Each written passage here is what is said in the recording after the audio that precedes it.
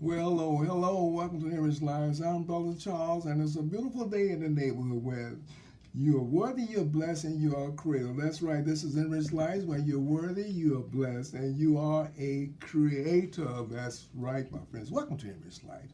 We like to have build this program upon biblical principles and discussions that we find that we can build on our everyday lives from biblical topics and principles. So therefore, we encourage you to apply some of these teachings that we come upon in enriched lives. So today we have another fantastic topic. But before we get into that discussion, let me say this: if today is the day that you came upon the planet, my friends, happy birthday to you. That's right, happy birthday to you, because you are somebody. That's right. You are somebody. Again, welcome to Image Life. When you're worthy, you're blessed, and you are a creator. That's right. You were created in the image of God. You're not no junk. You are somebody. So welcome again to Image Life. Thank you, my friend, for tuning in. Now, our discussion today is going to be one that we're going to look at, and the topic is defining moments. That's right, defining moments. And the scripture that we're going to be using comes out of Job, the 13th chapter, in the 15th verse, Job 13 and 15, where it says, though he slay me, yet will I love him. I'm going to make a commitment to follow God, no matter what transpires. Here's the story of Job. You had a chance to read that story. Very intriguing story of an individual that said, though he slay me, yet will I love him. I'm going to be true to God, no matter what transpires. So Job finds himself in a precarious predicament, but yet still he holds on to his faith in God. What a defining moment with Job. Yeah, though he slay me, yet will I trust him. So defining moments. We're going to look at some characters in the Bible that had some defining moments in their lives, and their lives were never the same. One individual that had a defining moment in his life, his name was David. He had a defining moment, that moment that his life never was the same. And that was when he slew Goliath the giant. That's right. David slew the giant by the name of Goliath. This was a defining moment in his life. He defined himself by courage to face an adversary that everybody else was afraid of. And so David defines himself by killing Goliath the giant. What are some of the giants in your life, my friend? Could it be alcohol? Could it be drugs? Could it be relationships? Whatever they are, you are going to have to slay those things. You are going to have to take advantage of that and conquer those things, my friend. And you can, because you have the spirit, you have the power, you have the ability to do so. You can get you some help, my friend. That's what it's all about. Defining moment. When you make the decision, say, hey, whatever this is that's holding me back, I'm going to overcome that. These are the defining moments of your life. Another individual that had defining moments in his life, his name was Daniel. Daniel was a very intriguing individual, and yet he had prayer time. He had 3 times a day. This guy prayed unto the Lord. And so there was an edict from the king that says, when you hear the sackbut blow, everybody bow down and worship this thing. Daniel wasn't hearing all that. 3 times a day, he's still praying. And they found out that the edict for that was that, hey, you're going to be cast into the lion's den. You're going to lose your life if you don't change your mind about this thing. So Daniel ends up being cast into the lion's den. But his faith was still true in God. That's one of the most intriguing things about this thing, is that his faith was true to God. No matter what transpired, his faith was true to God. So Daniel has a defining moment. Are you going to stop praying, or are you going to be thrown in the lion's den? Daniel chose the opposite. He said, I'm still going to pray. And this is what's so intriguing about this thing, is that Daniel continued to pray no matter what. Why? Because his trust was in God. Another individual that we look at that had a defining moment in his life, Daniel. Let's look at this guy by the name of Hezekiah. Hezekiah got an extension on his life. You do know that, don't you? Hezekiah got an extension. That's right. He got an extension on his life. What you mean? He got an extension. Here's a prophet came to us and look at, oh boy, this time you check out. Get your stuff together. You're getting ready to die. And this boy, now we told people something, they died. So the prophet came to Hezekiah and told him that, and said, look, you're getting ready to get out of here. God says it's time for you to go.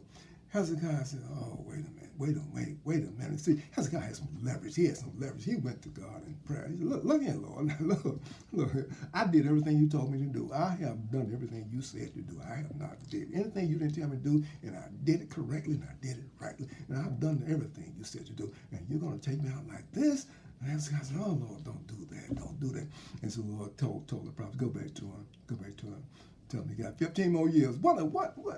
He asked for an extension. Why? Because he had put himself in a position where he had leverage. See, if you're going to go to your boss and ask your boss for a raise or whatever, say, hey, I need a raise. Okay, all right. Why do you think you need a raise? Well, you better go in there with some leverage, my friend. You'll say, I've never been late.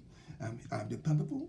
I'm dependable. I'm here all the time, and I go over and beyond the call of duty, my friend. You never had a crossword with me. You always had something, and whatever you told me to do, I did. Now you're giving some leverage. You're giving facts. See, now you can approach and say, hey, yeah, I need a raise. See, you have valid grounds for asking for a raise, my friend. But now if they have to be looking for you, you late all the time, and you have come to work and everything, do you think you have a nerve and audacity to go and ask for a raise? On the contrary, my friend, you don't have any leverage. Don't play any games on yourself like that. But Hezekiah asks for extension in essence. That's what he did, and he got it. He said, because he was true to God. That's what makes it so intriguing. So this was a defining moment in Hezekiah's life, because he really went to God and said, hey, I've done everything you told me to do.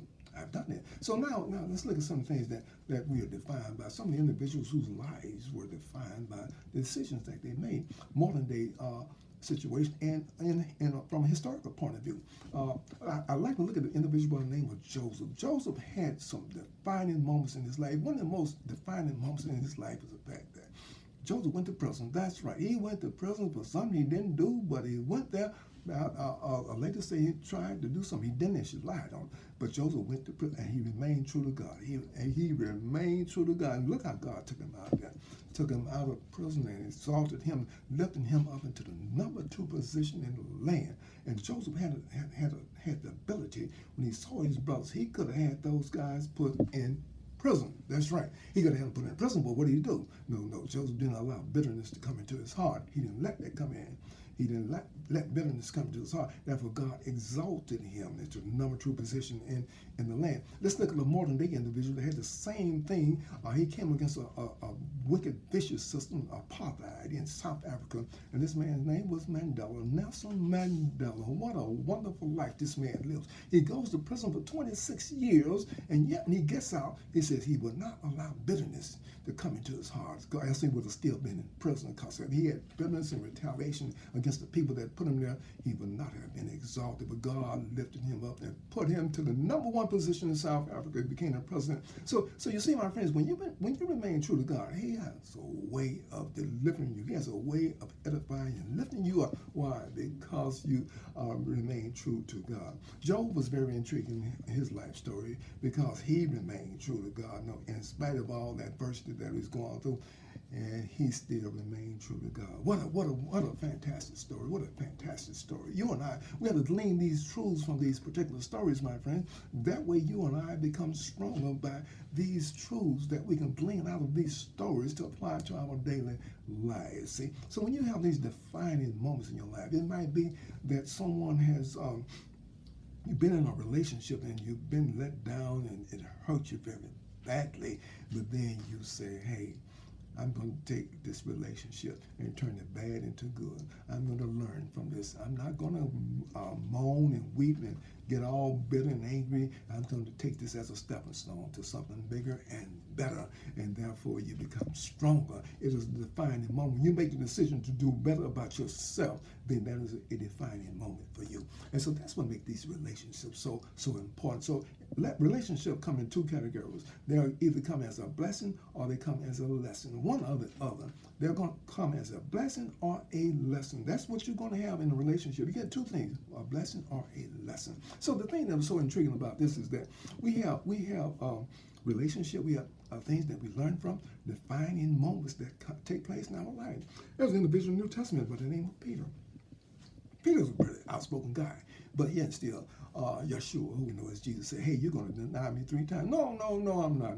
Okay. And so early that morning, and Peter, they're about to fire warm and wondering what was happening to Jesus. And Peter goes around and the girl said, hey, what you want to be with that? One of those disciples? No. And then, yeah, you were running. No. And Peter started cursing. And so then, by the time the cock crowed 3 times, Peter had to deny Jesus.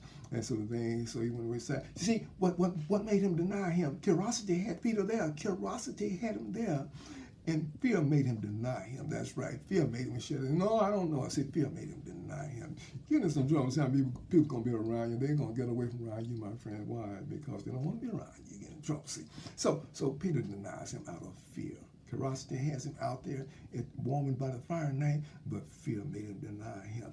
So it's imperative that we understand who we are, where we are on certain issues and things. See, you're going to have some defining moments as to what you're going to do with your life. You're going to have to make a decision and say which direction you're going to go in, my friend. Whether you're going to get better or whether you're going to get worse. That's going to be up to you. And when you make that decision, things will get better for you. Why? Because you made the decision to do better about yourself. No one can do better about you than you. You're the one that makes that decision. Defining moments, if I'm going to be punctual on time, I decide to do that.